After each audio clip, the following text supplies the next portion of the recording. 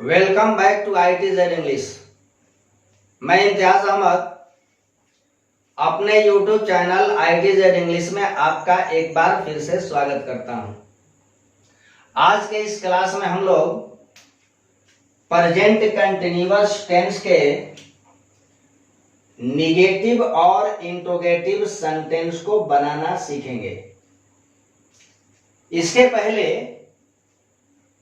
Part 1 में मैंने present continuous को डिफाइन किया था और फिर उसमें हमने वर्ब का कॉम्बिनेशन बनाना सीखा था, जहां आपने जाना था कि उस तरह का एक्शन जो किसी एक निश्चित समय बिंदु पर जारी हो, ठीक है, एक निश्चित समय बिंदु पर अगर एक्शन कंटिन्यू है तो उस तरह के एक्शन को हम लोग प्रेजेंट कंटिन्यूअस टेंस कहते हैं। ठीक है, अब ये एक्शन जो है एक निश्चित बिंदु पर जारी होगा। इस एक्शन का संबंध, जैसे मान लिया जाए कि ये टाइम लाइन है, तो अगर यहां कोई एक एक्शन कंटिन्यू है तो इस एक्शन का संबंध इधर के समय से या फिर इधर के समय से नहीं है। एक निश्चित बिंदु पर जो एक्शन जारी होती है ना, उसे हम लोग कंटिन्यूअस टेंस कहते हैं। ठीक है, यहां तक तो हमने पार्ट 1 में पढ़ लिया था। ये प्रेजेंट कंटिन्यूअस का पार्ट 2 है। कुछ छात्रों ने ये सवाल किया है कि सर किसी टाइप के सेंटेंस में नॉट का प्लेसमेंट कैसे होता है। तो मैं इस क्लास में ये भी क्लियर करूंगा कि किसी तरह के सेंटेंस में नॉट का अराइवल कहां होगा। ठीक है, यानी कि प्रेजेंट कंटिन्यूअस के निगेटिव और इंट्रोगेटिव और फिर इंट्रोगेटिव निगेटिव सब कुछ आज इस क्लास में क्लियर कर लिया जाए। सबसे पहले हम लोग नेगेटिव सेंटेंस बनाते हैं। तो मैं एक कॉन्सेप्ट आपको बताना चाहूं कि अगर किसी सेंटेंस में नॉट का प्रयोग करना है, यानी कि सेंटेंस को निगेटिव रखना है, तो हम क्या ले लेते हैं? नॉट ले लेते हैं। ठीक है, और नॉट क्या है? तो एडवर्ब है। जैसे मैं पढ़ रहा हूं, मैं नहीं पढ़ रहा हूं, तो नहीं पढ़ रहा हूं ये क्रिया कैसे कंबाइन होगी, इस पर आकर के ध्यान से देखिए। सबसे पहले नॉट ले लीजिए। नॉट एक एडवर्ब है जो खास तौर से मेन वर्ब को क्वालिफाई करता है, यानी कि किसी एक वर्ब का गुण या दोष बताता है। ठीक है, अब जब नॉट मेन वर्ब को क्वालिफाई करेगा तो नॉट का प्लेसमेंट मेन वर्ब के पहले होना चाहिए, ये शर्त है। अगर नॉट का प्रयोग मेन वर्ब के पहले नहीं होता हो ना, नहीं करेंगे, तो फिर नॉट जो है इस मेन वर्ब को क्वालिफाई नहीं करेगा। अगर इसका प्रयोग मेन वर्ब के पहले हो तो नॉट मेन वर्ब को क्वालिफाई करेगा, पहली शर्त। दूसरी शर्त ये कि नॉट का प्रयोग तब तक नहीं हो सकता जब तक इसके पहले कोई एक सहायक क्रिया नहीं आ जाए। ठीक है, अब मैंने बताया था कि कंटिन्यूअस टेंस में वर्ब का फॉर्म जो होता है V4 होता है, ING वाला फॉर्म। तो इसका मतलब कि मेन वर्ब 4 होगा। और मैंने आपको कॉन्सेप्ट दिया है कि V4 कहीं भी अगर मेन वर्ब बनती है तो ये अपने साथ to be लेती है। to be, am, is, are, was, were, shall be, will be। इसके पहले वाले पीरियड में पार्ट 1 में मैंने बताया है कि अगर V4 प्रेजेंट कंटिन्यूअस बना रही है तो to be के साथ या to be की जगह हम am, is, are लेंगे। पास्ट बनाना हो तो was, were, फ्यूचर बनाना हो तो shall be और will be। अब ये एक्शन जो होगा हमेशा हमेशा कंटिन्यू होगा। ठीक है, आइए लौटिए। यहाँ पे हमने नॉट लिया, निगेटिव बना। नॉट के बाद जस्ट एकदम मेन वर्ब आता है, मेन वर्ब भी आया। नॉट अपने पहले एक सहायक क्रिया लेता है, तो सहायक क्रिया कौन सा लेना है, टू बी, और टू बी के अंदर से क्या लेंगे, तो एम, इज, आर, क्योंकि हमें क्या बनाना है, प्रेजेंट बनाना है। तो इसका मतलब कि यहां हम क्या ले लेते हैं, एम,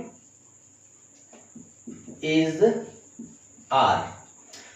अब ये आपका am not playing, is not playing, are not playing आपका स्ट्रक्चर बना। अब मेन वर्ब के बाद क्या आता है, मेन वर्ब के बाद आपका ऑब्जेक्ट, और इसके पहले सब्जेक्ट। ठीक है, अब यहां इसके बारे में आप एक कॉन्सेप्ट बनाओ कि अगर किसी सेंटेंस में, ये मैं बताने जा रहा हूं नॉट के बारे में। बच्चों ने पूछा है कि सर अगर सेंटेंस में नॉट हो, नॉट के साथ WH word, what, when, where, why और सहायक क्रिया, ये तीनों चीजें हो तो नॉट का प्लेसमेंट क्या होगा, कैसे होगा। तो इस बारे में मैं बताऊं कि अगर सेंटेंस में मेन वर्ब भी हो, मेन वर्ब, और हेल्पिंग वर्ब भी हो, एक्सिलरी वर्ब, तो नॉट का प्लेसमेंट इन दोनों के बीच में होता है। क्लियर? जैसे मेन वर्ब भी हो और सहायक क्रिया भी हो, तो नॉट का प्रयोग जो होगा दोनों के बीच में होगा। जैसे कि आप देख रहे हो, यहां आपका मेन वर्ब है, यहां आपकी सहायक क्रिया है, नॉट का प्लेसमेंट दोनों के बीच में है। अगर आप चाहो तो एम, इज, आर और नॉट को कंट्रैक्शन में कर सकते हो, जोड़ सकते हो। जैसे एम नॉट तो आरेंट होता है, इज नॉट तो isn't, are not aren't, contraction कर सकते हो। ये आपका रहा स्ट्रक्चर। ठीक है, अब एग्जांपल देखो आप, he is not singing a song. I am not laughing at you. मैं तुम पर नहीं हंस रहा हूं। They are not selling their car. Lata is not playing tennis. ठीक है, आप देख लो, मेन वर्ब, इसके पहले इज, एम, आर, इज, और इन दोनों के बीच में आपका नॉट का अराइवल। अब अगर चाहो आप कि इज नॉट को कंट्रैक्शन कर लो तो कर लीजिए, इजंट, एम नॉट को आरेंट, आर नॉट को आरेंट, इज नॉट को इजंट। देख लीजिए, यही आपका नॉट का प्लेसमेंट होता है। अगले सेंटेंस में जब मैं इंट्रोगेटिव में चलूंगा तो नॉट सहायक क्रिया और मेन वर्ब के साथ आएगी ही, और साथ ही साथ मैं QW, what, when, where, why रख लूंगा। ये बना आपका प्रेजेंट कंटिन्यूअस का नेगेटिव सेंटेंस। नॉट का प्लेसमेंट जो है जस्ट मेन वर्ब के पहले होगा, और नॉट के पहले कोई ना कोई एक सहायक क्रिया आएगी। कौन सी आएगी? तो एम, इज, आर आएगी। मुझे पूरा भरोसा है कि प्रेजेंट कंटिन्यूअस का नेगेटिव सेंटेंस आपने अच्छी तरह से समझ लिया होगा। अब आओ चलते हैं इंट्रोगेटिव सेंटेंस बनाने। जब हम बात इंट्रोगेटिव सेंटेंस की करते हैं तो इंट्रोगेटिव जो सेंटेंस होते हैं वो दो तरह के बनते हैं। क्वेश्चंस जो होते हैं वो दो तरह के हैं। एक होता है डायरेक्ट क्वेश्चन, प्रत्यक्ष प्रश्न, और दूसरा होता है इनडायरेक्ट क्वेश्चन। ठीक है, डायरेक्ट क्वेश्चन को हम लोग यस नो क्वेश्चन भी कहते हैं। डायरेक्ट क्वेश्चन उस तरह के क्वेश्चंस होते हैं जिनका आंसर हम यस या नो में दे सकते हैं। जैसे मान लो कि क्या तुम पढ़ रहे हो, आर यू रीडिंग। आप चाहो तो यस कह लो, चाहो तो नो कह लो। तो इस टाइप के जितने सारे प्रश्न होते हैं ना, वो डायरेक्ट क्वेश्चन होते हैं। फिर एक और क्वेश्चन होता है, जैसे तुम क्या पढ़ रहे हो, ठीक है, what are you reading.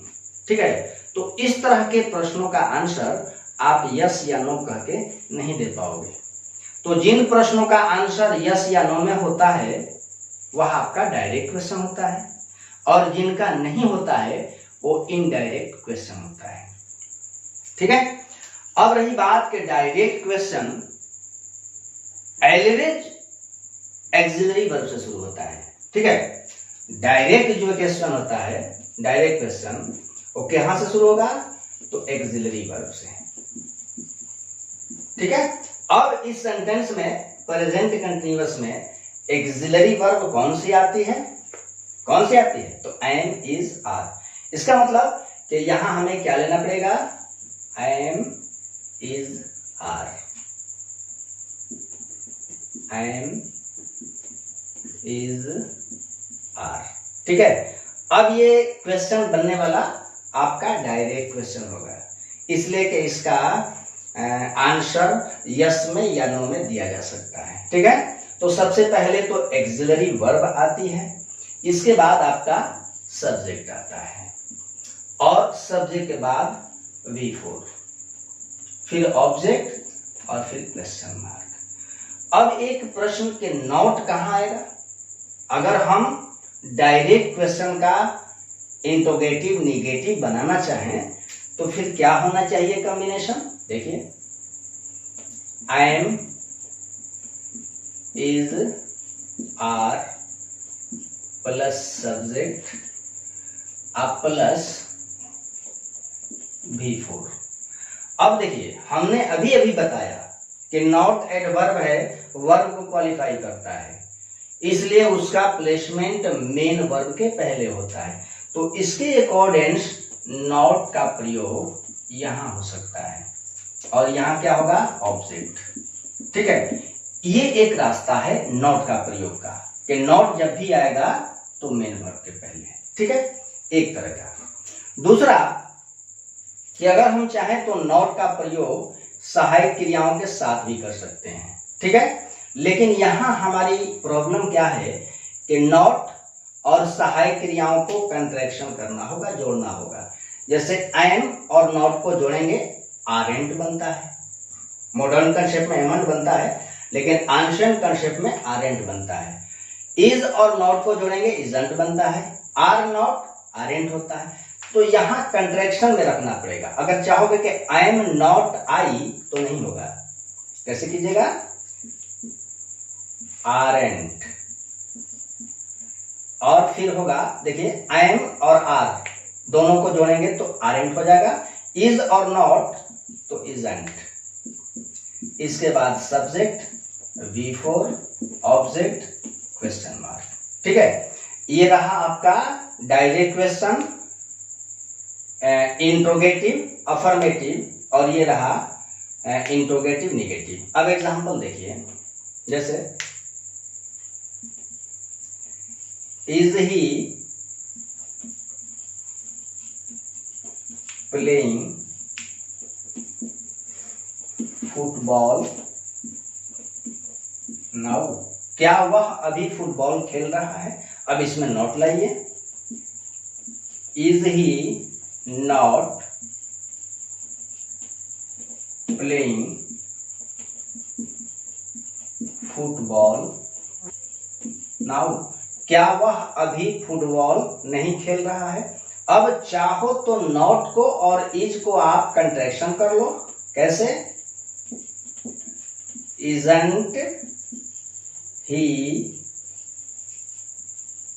Playing football now? ये रहा आपका डायरेक्ट क्वेश्चन। और डायरेक्ट क्वेश्चन में आप ध्यान रखोगे कहां पर? तो नॉट के बारे में। ठीक है। कुछ बच्चों ने हमसे सवाल भी किया है कि सर किसी तरह के सेंटेंस में नॉट का प्रयोग कहां होगा, कैसे होगा? तो इस मामले में आप याद रखो कि अगर सेंटेंस में एक्सिलरी वर्ब भी हो और मेन वर्ब भी हो, ठीक है, और नॉट रखना हो, तो इन दोनों के बीच में आपका नॉट होगा, और नहीं तो फिर एक एक्सिलरी वर्ब और नॉट का कंट्रैक्शन करके नॉट को रखा जा सकता है। ठीक है। तो इस तरह से नॉट के बारे में एक कॉन्सेप्ट बना लीजिए कि नॉट का प्रयोग सहायक क्रिया के जस्ट बाद और नहीं तो फिर मेन वर्ब के पहले हुआ करता है। ठीक है, नॉट का प्रयोग सहायक क्रिया के ठीक बाद और नहीं तो फिर मेन वर्ब के पहले, चाहे सेंटेंस आपका निगेटिव हो या फिर इंट्रोगेटिव निगेटिव हो। आपका क्वेश्चन चाहे एक्सिलरी वर्ब यानी कि डायरेक्ट क्वेश्चन हो या इनडायरेक्ट क्वेश्चन हो, एक्चुअल में नॉट का प्रयोग जो है WH वर्ड से इसका कोई लेना देना नहीं है। नॉट का मामला जो है मेन वर्ब और फिर सहायक क्रिया के बीच में है। कैसे करेंगे? तो हमको मेन वर्ब को देखना होगा और नहीं तो फिर सहायक क्रिया को देखना होगा। अगर सेंटेंस में आपका WH वर्ड आया जैसे कि व्हाट, व्हेन, वेयर, व्हाई, तो नॉट के बारे में हमें WH वर्ड को नहीं देखना है। आओ देखते हैं प्रेजेंट कंटीन्यूअस के इंट्रोगेटिव में इनडायरेक्ट क्वेश्चन। प्रेजेंट कंटीन्यूअस का इनडायरेक्ट क्वेश्चन बनाने के लिए सबसे पहले हम क्या लेंगे? तो QW लेंगे, क्वेश्चन वर्ड या WH वर्ड जैसे व्हाट, व्हेन, वेयर, व्हाई। और इनके बारे में आप याद रखना कि प्रत्येक QW अपने बाद एक सहायक क्रिया लेता है, एक एक्सिलरी वर्ब आएगी। जब तक एक्सिलरी वर्ब नहीं आएगी ना तो फिर आपका ये QW जो है इंट्रोगेशन नहीं कर पाएगा, प्रश्न हो ही नहीं पाएगा। इसका मतलब कि इसके बाद हमें क्या लेना है? Axillary verb. कौन सी एक्सिलरी आती है? तो एम, इज, आर और इसके बाद सब्जेक्ट, तब V4 ऑब्जेक्ट क्वेश्चन मार्क। अब आप देखो ध्यान से, नॉट कहाँ आएगा? तो नॉट का प्लेसमेंट मेन वर्ब के पहले यानी कि यहां होना चाहिए और नहीं तो फिर इसके बाद यहां होना चाहिए। यही ना दो जगह है जहां हमारा नॉट आ सकता है। ठीक है, अगर बनाया स्ट्रक्चर तो बन सकता है QW plus am, is, are plus subject अब प्लस नॉट, V4 ऑब्जेक्ट और क्वेश्चन मार्क। जैसे Why are you vexing the beggar? तुम भिखारी को क्यों चिढ़ा रहे हो? अब इसमें आप नॉट का प्रयोग कीजिए। Why are you not vexing the beggar? ठीक है, तो नॉट कहाँ आया? ठीक मेन वर्ब के पहले। अगर आप चाहो तो नॉट का प्रयोग सहायक क्रिया के साथ इस तरह कर सकते हो, Why aren't, लेकिन ध्यान रखना कि नॉट जब भी सहायक क्रिया के साथ आएगा तो अलग अलग नहीं आएगा। ऐसा नहीं कि सहायक क्रिया अलग नॉट अलग, नहीं, बल्कि दोनों को हम कहाँ लेंगे? तो कंट्रैक्शन में जोड़ करके रखेंगे। ठीक है, Why aren't you vexing the beggar? ठीक है, ये रहा आपका प्रेजेंट कंटीन्यूअस का इनडायरेक्ट क्वेश्चन। ठीक है, अब QW जहां आया है आवश्यकता के हिसाब से यहाँ आप व्हाट रख सकते हो, वेयर रख सकते हो, हाउ रख सकते हो, रखते जाओ। लेकिन ध्यान रखना कि प्रत्येक QW प्रश्न करने के लिए अपने बाद क्या लेता है? तो एक सहायक क्रिया लेता है। अगर सहायक क्रिया वहां नहीं आएगी तो फिर आपका प्रश्न नहीं हो पाएगा। ठीक है, तो इस तरह से आपका प्रयोग होता है प्रेजेंट कंटीन्यूअस का निगेटिव और इंट्रोगेटिव। ठीक है, मुझे पूरा भरोसा है कि आपको अब कहीं भी कोई एक परेशानी नहीं आएगी। अगर वीडियो देख करके आपका कॉन्सेप्ट क्लियर हुआ हो तो प्लीज आप मेरे चैनल को सब्सक्राइब कर लें, लाइक और शेयर कर लें। ठीक है, साथ ही साथ अपने कमेंट से मुझे नवाजें ताकि मेरा मार्गदर्शन होता जाए। फिर मिलता हूं अगले क्लास में, तब तक के लिए खुदा हाफिज, अलविदा।